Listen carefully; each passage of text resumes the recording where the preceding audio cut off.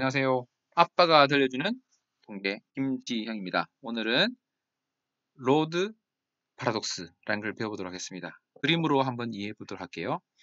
이것을 이해하기 전에 좀 전에 배웠던 안코바를 그림으로 이해하셔야 됩니다. 그래야 이게 조금 쉽게 이해돼요. 안 그러면 더 헷갈릴 수 있어요. 자, 요거는 이제 상당히 중요한 문제일 수 있어요. 실제 연구에서 이런 일이 생길 수 있거든요. 그리고 그렇기 때문에 이제 뭐 공부하고 싶지 않은 분도 한번 그림으로 이해해 보시면 좋겠고, 또 하다 보면 사실 더 어렵다는 생각이 들 수도 있긴 합니다. 근데 어쩔 수 없어요. 원래 공부라는 게 좀 그러니까. 몰랐으면 더 편했을 텐데 이런 생각이 들 수 있어요. 자,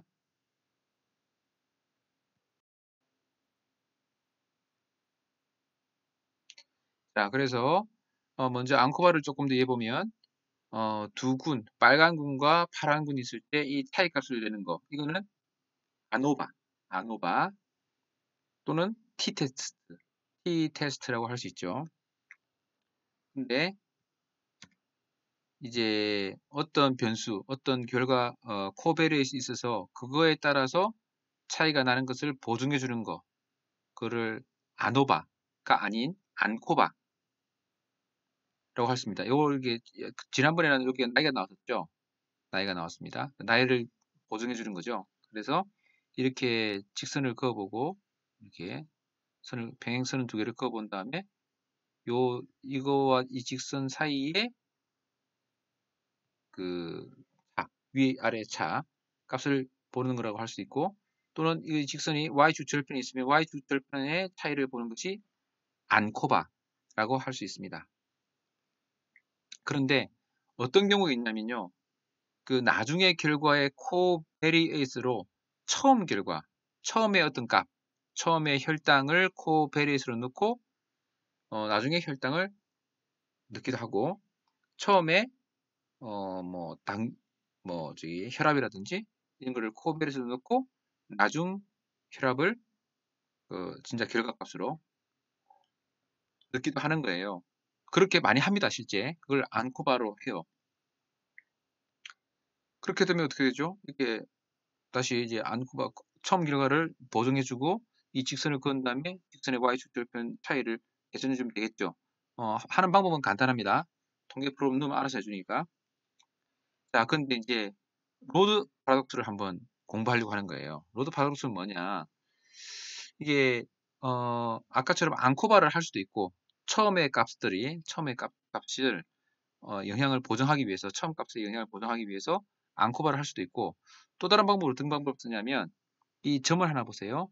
이 나중 결과 빼기 처음 결과를 한 값을 치는 거예요. 결국 통증의 감소, 그러니까 처음 통증이 있어야 되죠. 나중 값이 있어야 되죠. 차이값.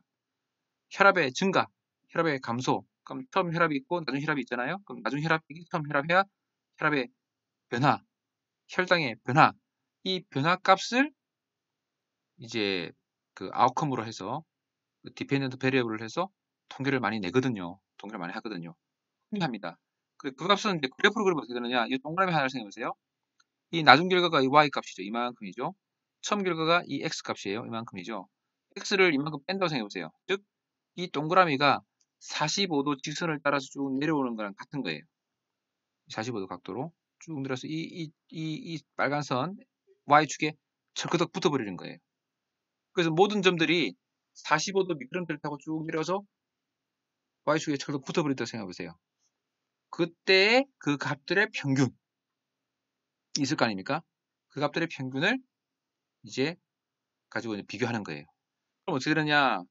다시 이거를 해보면 이렇게 이 평균 값을 적석 내려와서 y축에 붙이는 거. 자석이라고 생각해보세요. 딱 붙이기도 하고, 이쪽도 적석 내려서 딱 붙인다고 생각해보세요. 이때 이 값들의 차이, 이 평균의 차이를 뭐 t 테스트를 한다 할 수 있겠죠. 그러니까 앙코바를 하든 아까 그 변화량을 t 테스트를 하나, 또 아노바를 하나, 둘 다 이제 의도하는 바는 뭐냐면 처음에 처음에 시작됐을 때의 값을 보정해 주겠다. 처음 시작 값의 영향을 보정해 주겠다. 그런 거예요. 자, 이거를 다시 보겠습니다. 이 평균 값을 옆으로 수평선을 그었어요. 수평선을 그어서 그 차이를 보는 거, 그게 아노바죠. 그리고 이렇게 회기선이 있고 직선이 있고 이 직선을 따라서 쭉 내렸어요. 미끄럼틀을 따라서 내려왔어요.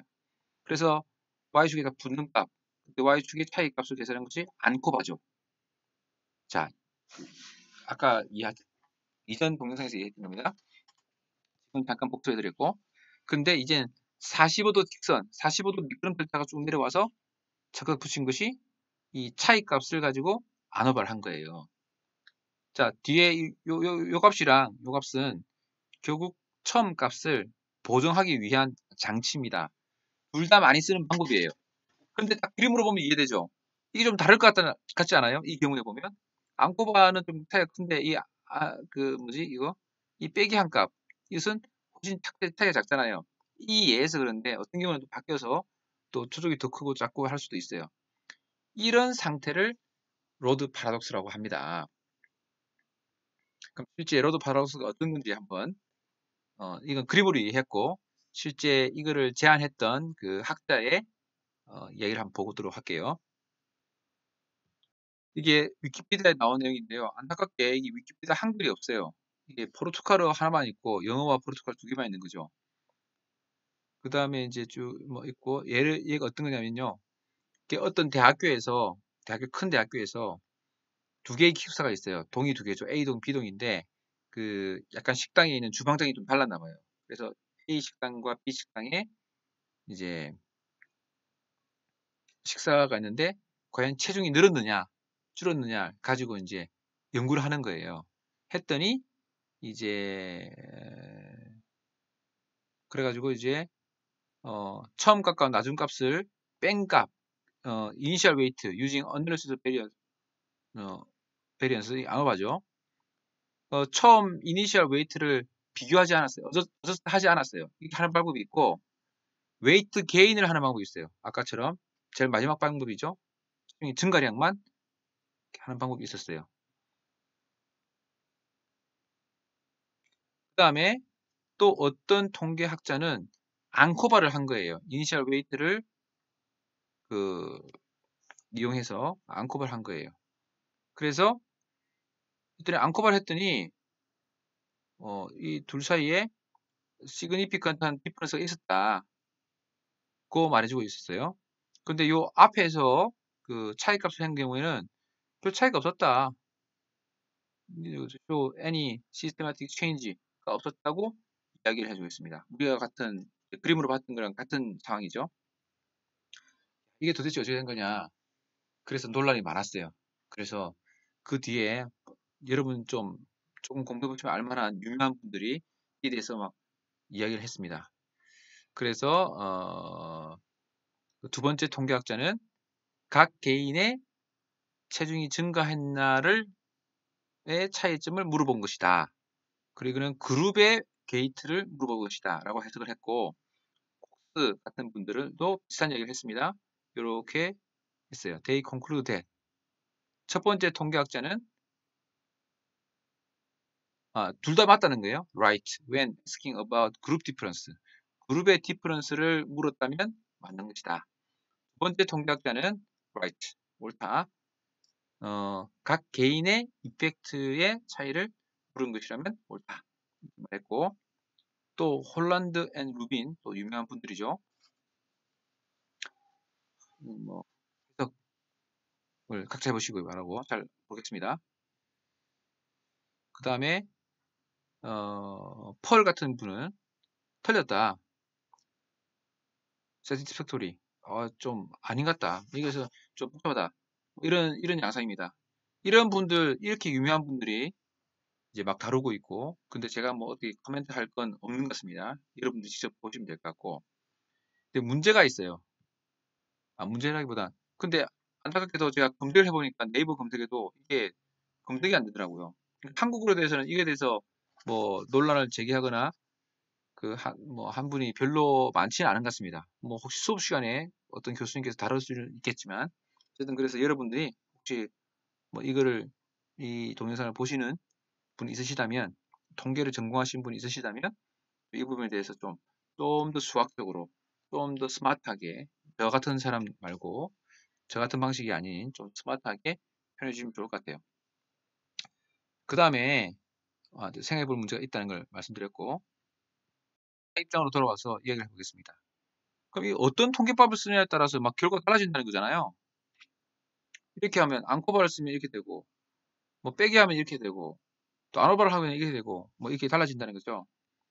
그래서 이렇기 때문에 먼저 프로토콜에 통계 방법을 정해둬야 된다는 겁니다.